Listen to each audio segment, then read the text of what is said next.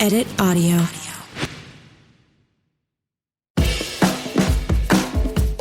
Hello, everyone. I'm Robin Hopkins, and this is Well Adjusting, where I talk to people about life stuff, but not in an NPR way. It's more like we're at the bar, having cocktails, getting into your business sort of way. It's giving drunk NPR. Oh, and producer Steph is here too. Hello.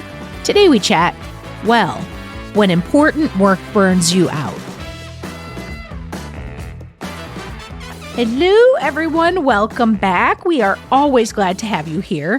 And joining us today is Jennie. Now, Jennie is doing incredibly important work on the fight for women's rights to choose and bodily autonomy. And as you can imagine, in the current political climate and with the, falling of Roe v. Wade, this work is, well, it's as taxing and emotional as it is important. So that brings us right to the question for today, which is how do you hang in there and keep doing the good work, but also take care of yourself? And then how do you not carry that conflict with you through your day, like when you're not at work? And how do you remain hopeful in the face of such a big fight? Well, let's chat with Jennie and see. I'm Jennie Wetter. My pronouns are she, her. I'm the director of Repros Fight Back and the host of our podcast, Repros Fight Back, where we talk about issues related to sexual reproductive health rights and justice. Ooh, okay. And what are we picking apart today? What did you want to talk about?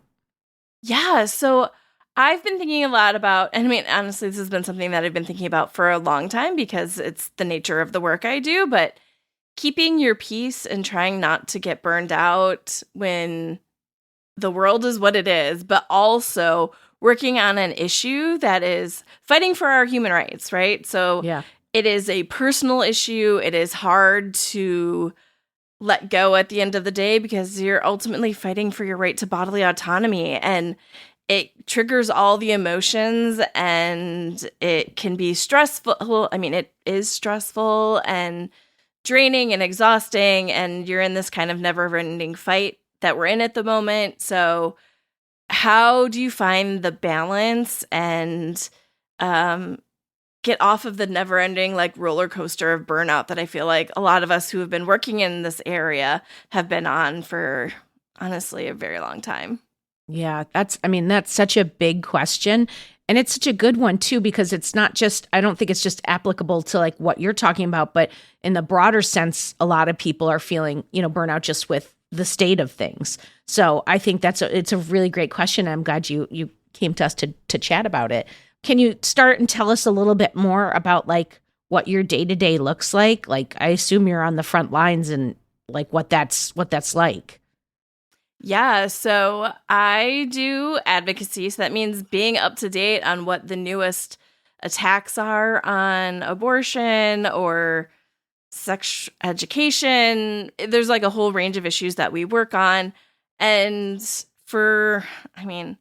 honestly, since 2010, the attacks on abortion have been unrelenting. And so you had this kind of slower ramp up, and then things really took off when the first Trump administration started, where we talked about how it used to be you were putting out a fire all the time. And then all of a sudden it became everything was on fire all at once.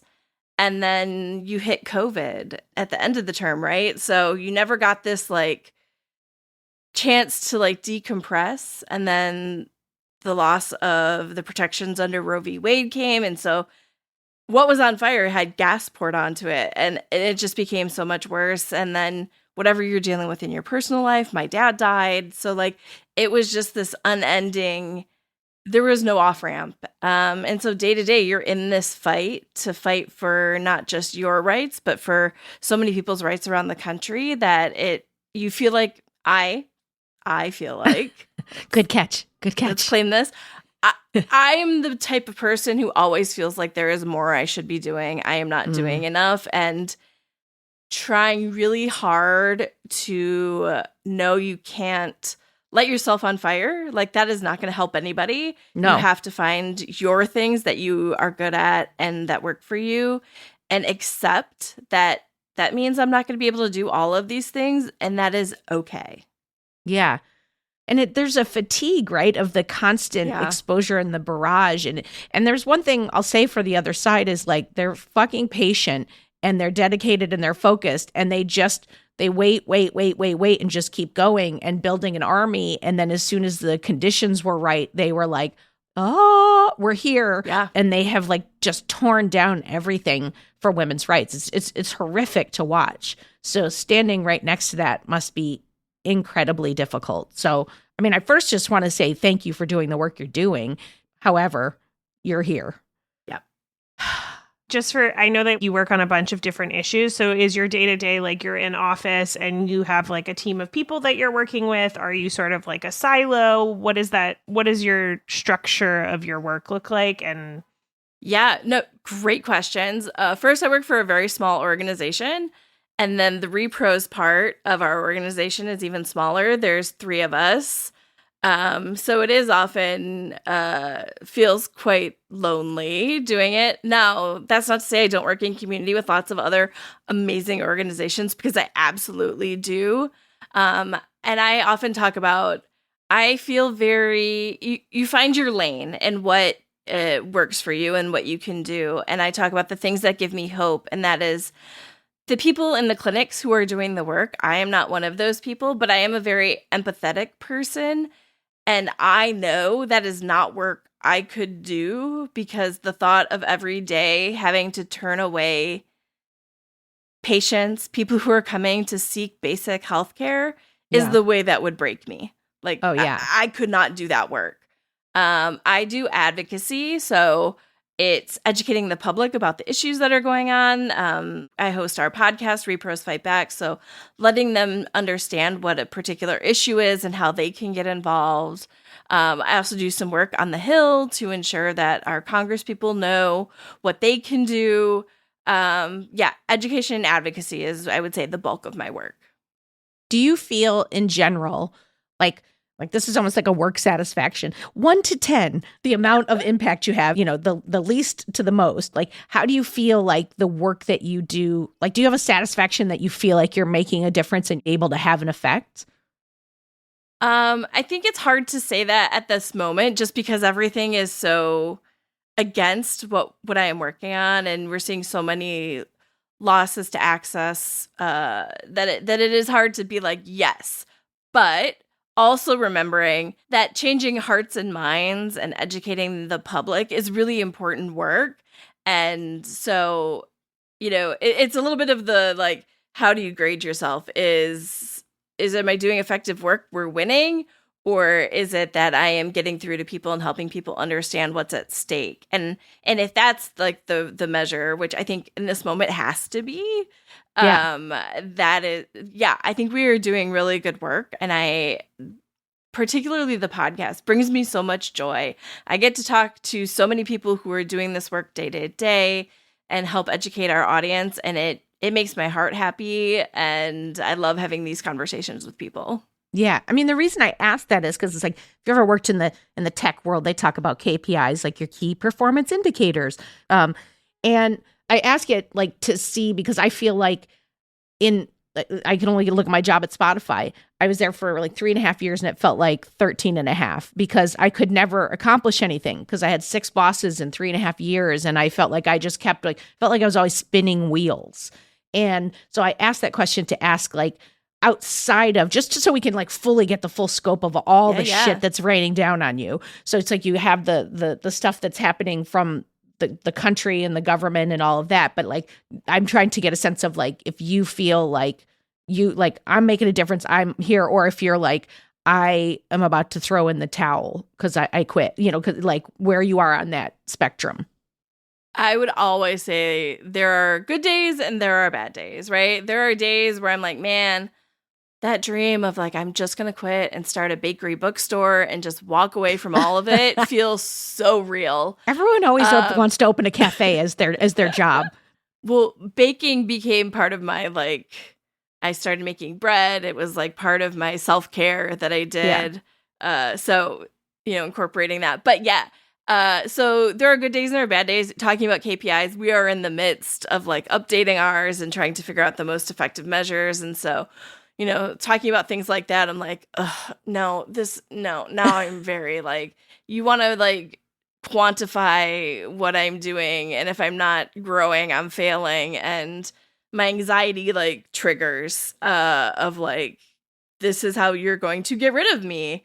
So Yes. overall, I would say yes, satisfied. But does that mean work and workplace is perfect? No, obviously not. There's been a lot of push to take care of employees in our field to make sure that they are investing in staff, because staff in so many of these organizations are feeling burnt out or many other things, that there's always the then push to make your workplace better. And so that can often be stress on top of the stress of the work you're doing to have the like pushing back against the office. But overall satisfied, because again, I built our podcast. It's my baby. We built the initiative out of it. So like, I feel a lot of ownership and pride in that work. And so that is very special to me. Yeah. What's so interesting about like the podcast is like, I often think that in work, especially work that's like not quantifiable, is like dates and deadlines and goals are arbitrary to a certain extent. Like we're making them up. So like what I think is really interesting, what you did is you made something up that would bring you joy in a space that's on fire. And I think that's a really great thing that you did.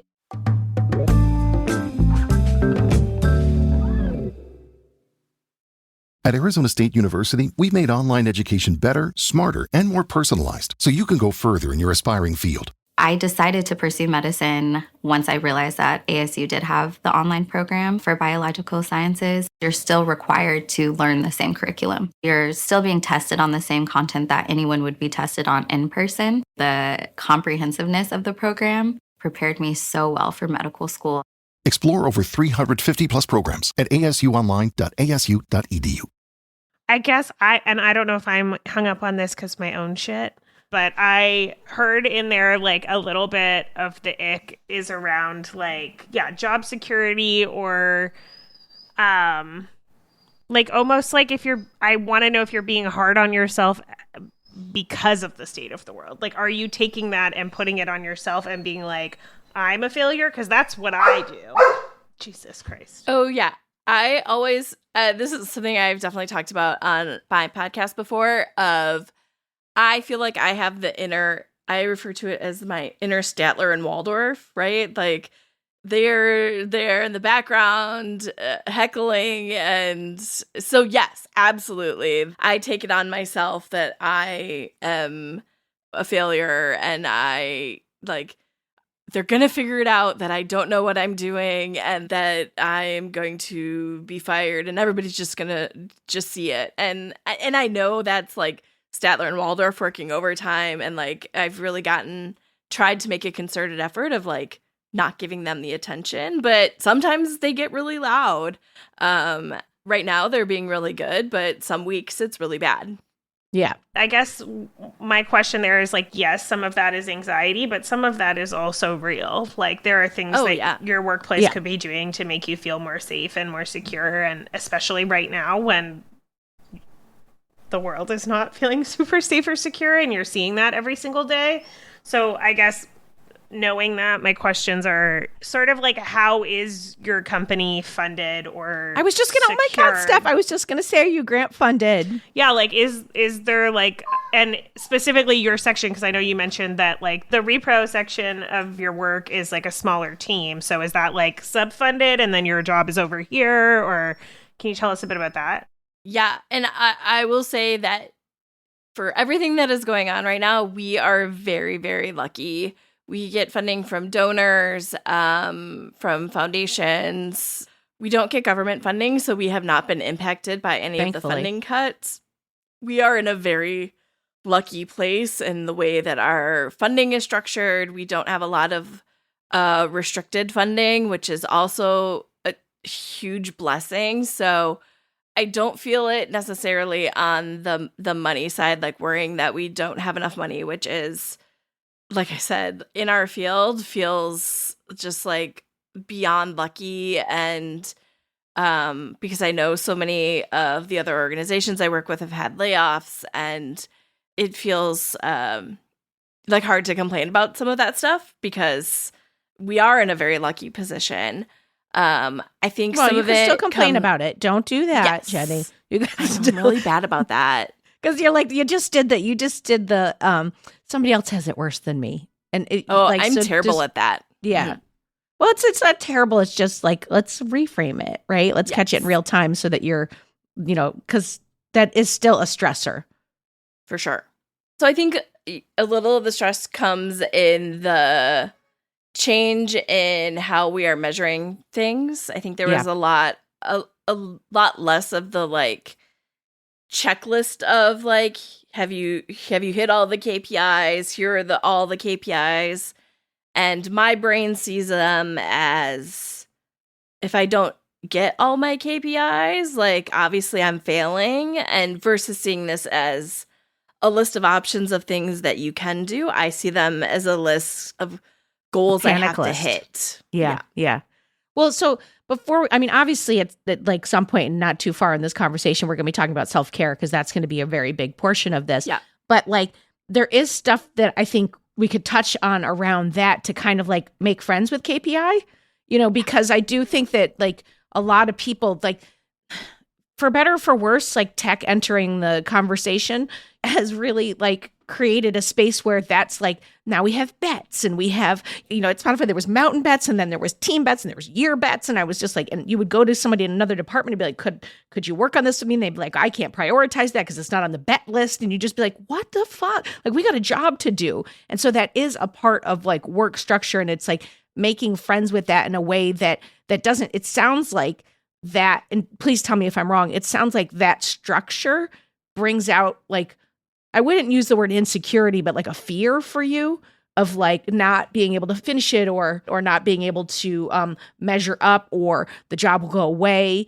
And I'm wondering how you are approaching that, and if there is a reframe that could happen around the KPIs themselves.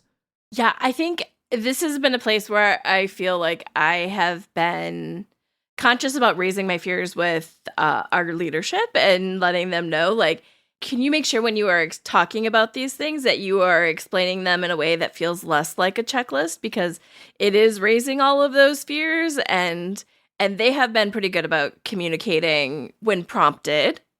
Yeah. That this is a menu of things that we could think about doing, and it's not like you have to do all the things. I think it's not always remembered, and so then my anxiety creeps up a little bit. Yeah. But then we have a conversation, and it's allayed, but it feels a little bit of the like, not roller coaster, but just like my anxiety creeps up because it starts being talked about in another way, and then I remind, and then it gets better, and then it's a little bit of a wave. Is it possible that because of the industry and their own fear that they're bringing in checklists because that's how they're managing it? Because if it is that, then having that conversation with them where you say, hey, that sparks my fear, this or that, probably won't land because they're in their own fear and they are trying to manage something. So if that's the case, and this is quite possibly the longest question ever, I think I'm always trying to beat my own personal record, my own PR for longest question ever. But like, if that is the case, then I wonder if you wouldn't benefit from like anytime it's happening, just rephrasing it in a way and getting them to say yes or no. So like, let's say I come at you and I'm like, all right, we need to do, I want you to get these flyers have to be developed. This has to be happening. I want you on 7 podcasts, and I'm hitting like 10 things. And like, then perhaps you have the opportunity to be like, okay, I hear what you're saying. Are you asking me to do all of those things this quarter? Are you asking me to do all those things right now? If I were to put together a priority list of this, like what is your rate of I accomplished this? Like just asking questions so that you two are both playing the same game. Yeah, that feels right. And I will say this is all like pretty new conversations. So This is not something that has been long term. We are still in the process of developing all these things. So I think there's plenty of opportunity to reframe those conversations in that way as we move forward.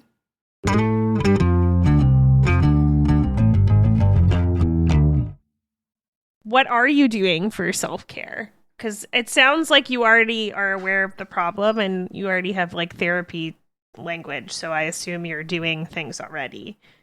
Yeah, so I have been trying to feel like there are several things. I've tried to identify when conversations are productive or not. And like if there are conflict things I need to talk about or raise at work, I have really started to draw the line on like, I will say what I need to say, but I'm not going down this spiral of let's keep pushing on this and keep pushing on this. I'm like, I said what I had to say.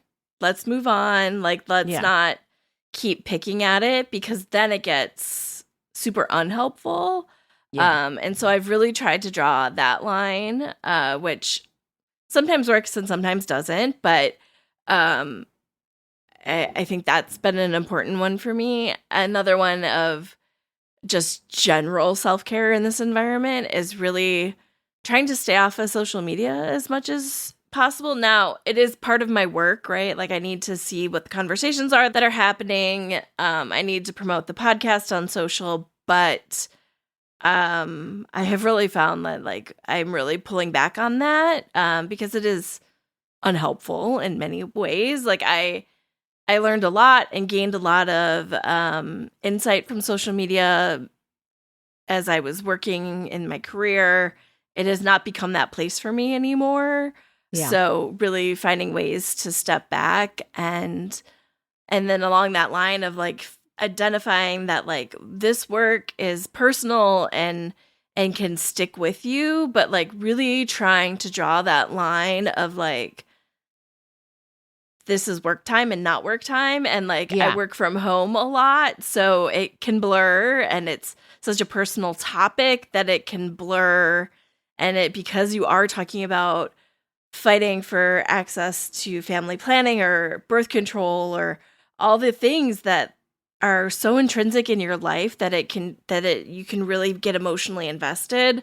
Yeah. That really trying to find the time of like, okay, I'm signing off for the day. I'm going to go and do things that are decidedly not that, and finding other outlets for stress and frustrations for the day. It reminds me a lot of like therapy work. Like a therapist sits all day and has, I mean, I'm going to use the word barrage, but like a lot of people's emotions coming at them. Yeah. And I don't remember where it was, maybe this podcast, but it could have been Dear Headspace, where we talked to some therapist who said that they literally go out after they're done and they put their hands in the grass or on the ground, just like ground themselves before they come into their home or, you know, something like that, because they need to there needs to be a physical reminder in your body that you're not in that space anymore because it is so highly charged emotionally. Like, do you have things like that? Like, I mean, I've been trying to for about 3 years implement that at the end, because I work from home too. At the end of my workday, I will go take a walk around the block. And then more often than not, I do not. But like, I do take one most days in the morning so that I'm kind of like bookending, because I'm sitting in my fucking bedroom right now.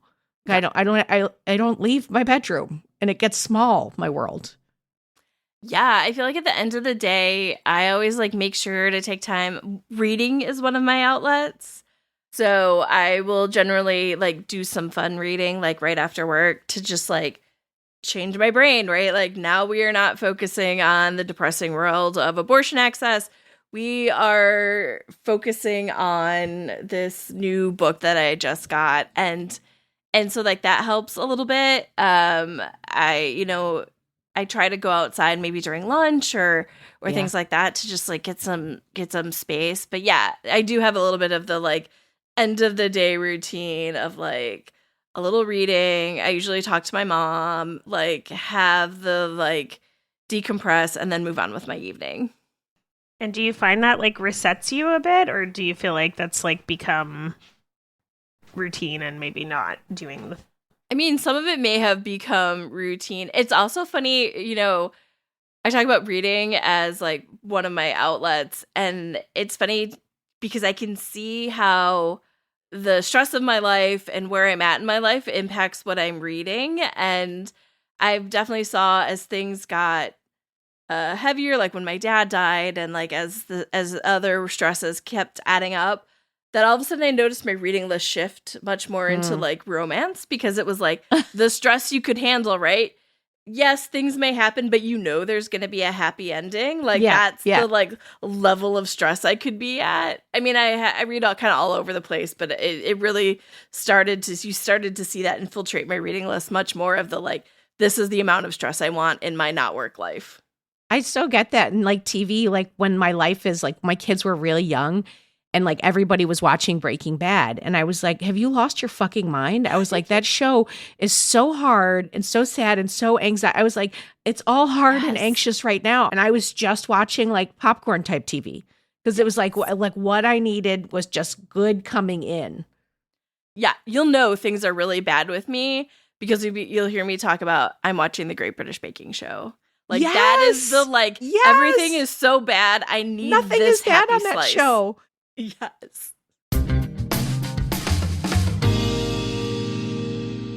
I am such a doer, and it sounds like you are too, Jennie. And so like I don't feel good about, taking a step back or taking care of myself, because to me, taking care of myself seems like it's taking away from like the work I could be doing out there. And I am trying so hard to like reframe that.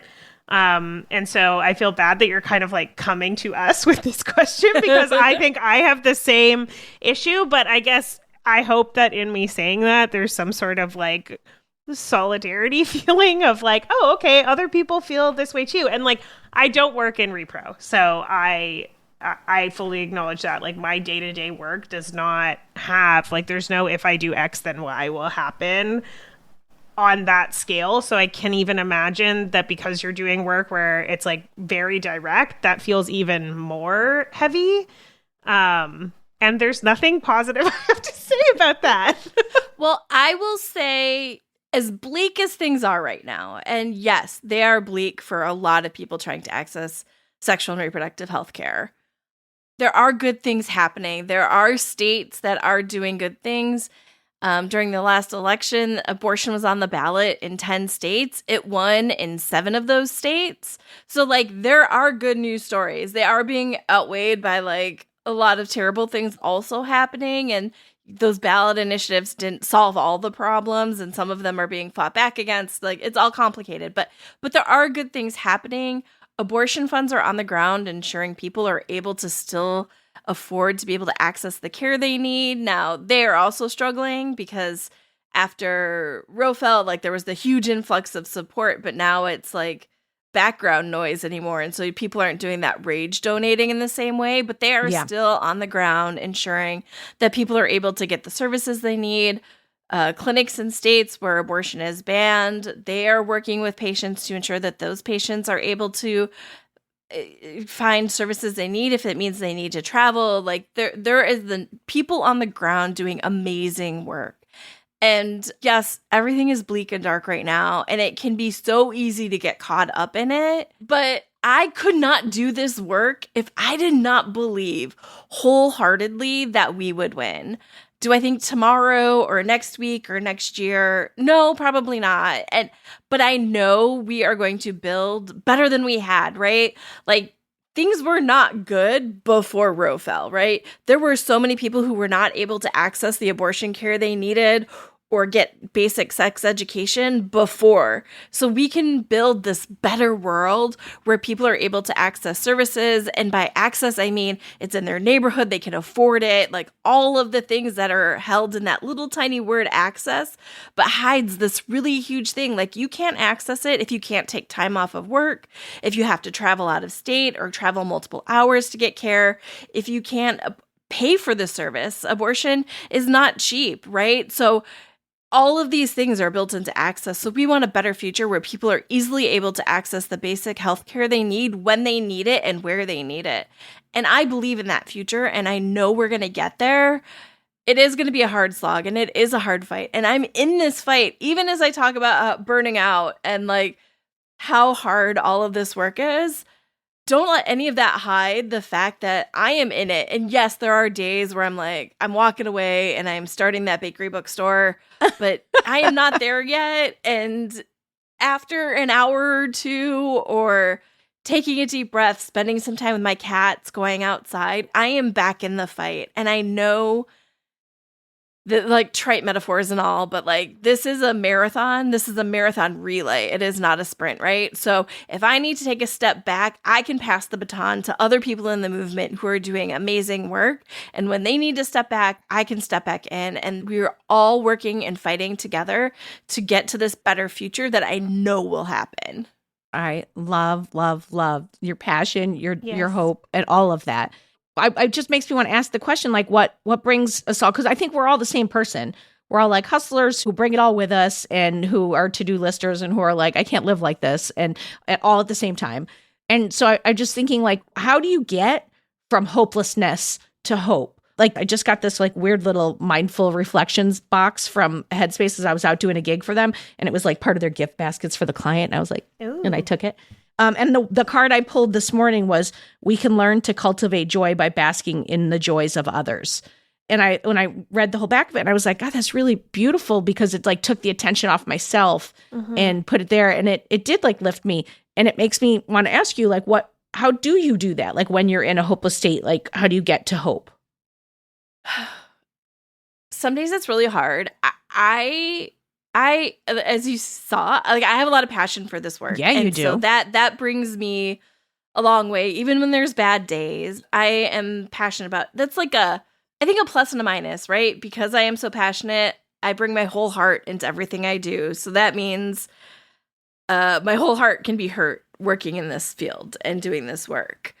And I don't know. I think I'm overall an optimistic person, and very much like put my nose to the grindstone and just keep going. And maybe some of it is a little bit of the like fake it until you make it. Like I just know I cannot get bogged down in the hopelessness, because that's how we lose, right? That is how we lose. Yeah. They want us to give up our hope and our joy.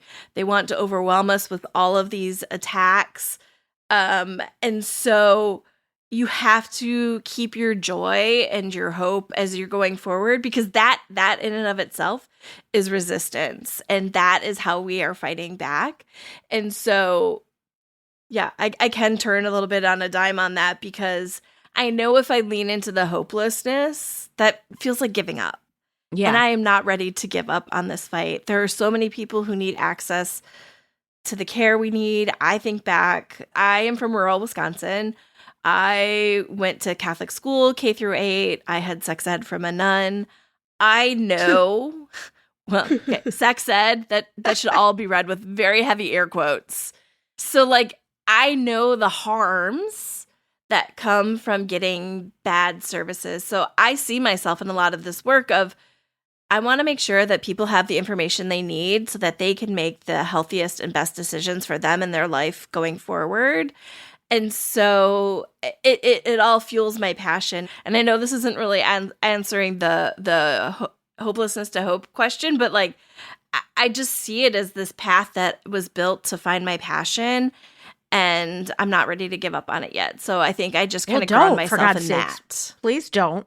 For all of us. Yeah. I mean, it's like you are doing so many lovely things, and you have like such an inner dialogue that's like, you're like, you just said it yourself. You're like, the path is in front of you and you're on it. And that's amazing. The only thing that I would say is like, can you add more tiny moments of like joy that are just about you, that are maybe more random and less like the same each day, you know, that are just like that playful spirit of like touching the grass and then going, what's the like one thing I'm going to do right now that's frivolous or fun only, or just add some more, because it's like, sometimes I think the sheer weight of, I mean, I feel it just with this administration, like the sheer weight of every time you open up the news, like my Google News app, it's just like, well, that story is, oh my God, that's ridiculous. That's ridiculous. That's ridiculous. This is the end of the world. So it's like, I can't even imagine it must be multiplied by 15 for you. So to me, I'm just thinking of it like, and forgive me for my Artist Way reference, I'm just thinking of it like the Artist Way, like how in that workbook, it's like she has you do the morning pages where you blurt everything out. And then once a week, you have to do an artist date with yourself, by yourself. And the idea is to put something good back in. And so because one, we don't want you to leave this industry and we don't want you to be burned out. Just what more could you put in that's hopeful, that's joyful, that's light, that's breezy, that's good for just Jennie? I don't know what those things are, but my homework was that I want you to make your own KPIs for your day. And I want them to have nothing to do with work, or like reframe the work stuff as like what you want your metrics. Like, we can't control our bosses, as I say, without a boss, but we cannot control, like, as she says, the boss. Yeah. But like, if you are someone that has like other people that you work for that are framing things in a way that don't like sit well with you, how can you take those and then reframe them for yourself so that you're like, okay, did I meet my goals for today? Because like, there's nothing worse than like the world being like, the work that you do is being stripped away. Everything is awful. And then you also being like, and I'm a failure, like based on like this one person's assessment of my day. So what can you do every day that's like a little like, I don't know if it's a checklist, because you said make it feel less like a checklist, but maybe it's like a kind checklist. Like, did I check in with myself today? Did I do one positive thing on a local level, one positive thing on a larger scale level? Did I spend time with my cats? And, you know, did I read a book about a fairy or a goblin? I love how she's like, no lists, and we're both giving her all lists. I'm like, here's 17 more lists. I know, because I want you to create a box. I'm trying to make a list that's not a list. I want you to create a box that's like this Headspace meditation, little reflections, that's all joyful things that you like to do, and then just pull them at will, like when you have time, and like let the universe decide what's the thing. And if it sucks, then fucking put it back and get a different one. But like, just like have a ton of options, bringing the thought out of it, because your work is so thought intensive. I was just going to say decision fatigue. Yes. How does that all sound? I think it sounds great. Are you doing things with the people that you work with that are outside of this one conversation? Or do you have other people in your life that are like filling this bucket, but are also showing you like those little moments of like small work that are working? And if not, I'm going to just text you a nice thing every week. She will. I think some, but not enough. Toxic trait is not the right word, but bad habit is I turn inward. I'm an only child. I grew up like in a rural area, so I didn't have a lot of peer support around me. So my very, like, when I'm stressed and when things are bad is like turning in and like focusing on me, which is not helpful long-term or healthy. Like, you need to like touch your community and be involved with the community. But also I'm terrible at it. And always something that I need to remember to be better about is not just doing it all myself. Well, that's stuff you can put in the box. Yes. You know, that you can put in the box that like maybe half of them are things with other people. Like, I don't know why I was just thinking you should join a bowling league, but I have you joining a bowling league in my head. Like those kinds of things that bring you around people and near people, like adding some of those to the box. Added to my list for the box. Yeah. Yes. I'm like enamored with the work that you're doing and the powerful person that you are. And my hope is that like in this conversation that was reflected back to you, and then you walk away with that. You take that, and then that changes your day. So it's like being in community is helpful in that way, because it's like what you are doing in the world will be reflected back to you, even on a bowling team. And you said you're bad at it, but you literally host a podcast, and podcasts are like literally like founded on community. So some part of you is either like yearning for it or is good at it. I don't know if we solved anything today, but I do think that you're an awesome person. And I hope that there are more moments of joy and community in your everyday life from here forward. Thank you. It was a joy to get to talk to y'all, and I had so much fun, even talking about heavy things. Yeah. Heavy things don't have to always be heavy. Like, you know, it's like, and I think there's a solidarity in saying them out loud, because it's like there is nothing we can do about the sandwich and the soup in which you sit in, but like you're not alone in it. And I'm happy that you're in it for the rest of the world. So I'm so thankful that, one, that you're doing the work, and two, that you were open to chatting with us, because this has been really lovely. And we're your community now too. So yeah, we're here.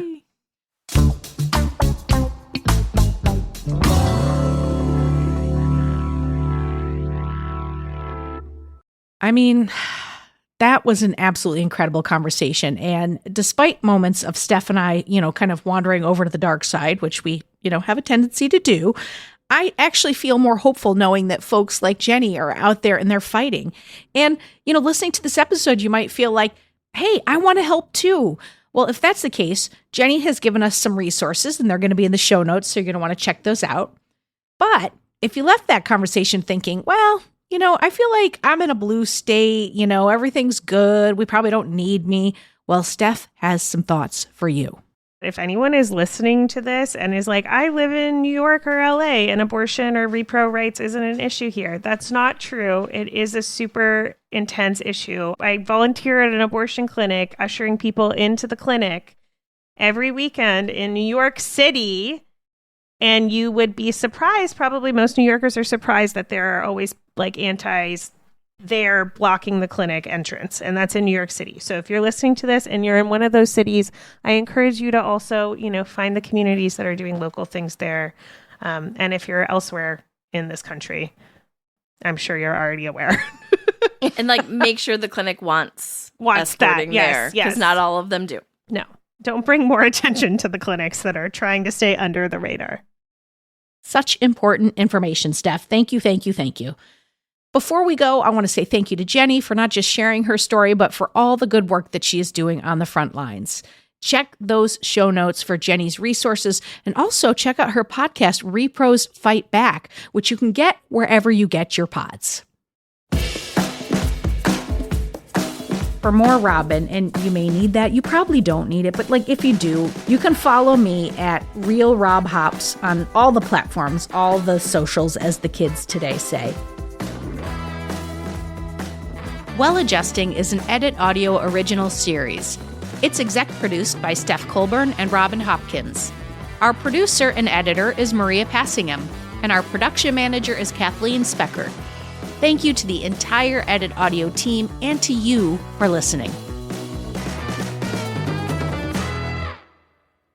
Oh, hey, before you take out those AirPods, this show is just for entertainment.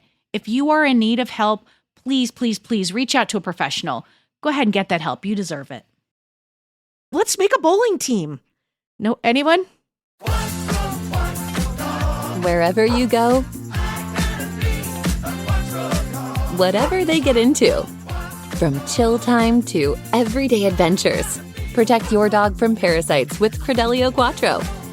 For full safety information, side effects, and warnings, visit CredeliaQuattroLabel.com. Consult your vet or call 1-888-545-5973. Ask your vet for Credelio Quattro and visit QuattroDog.com.